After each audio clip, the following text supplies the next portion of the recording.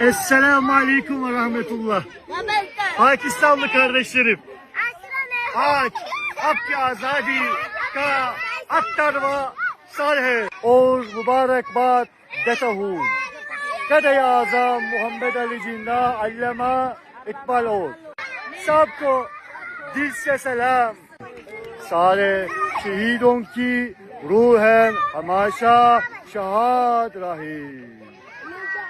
Dil dil Pakistan, can can Türkiye. Afrikalı yetimlerden selam ve dua ile. Türkiye, Pakistan Brotherhood Zindabad. Selam to Pakistan. Afrika selam to Türkiye. Pakistan Brotherhood Zindabad. Zindabad Pakistan Zindabad. Afrika Zindabad.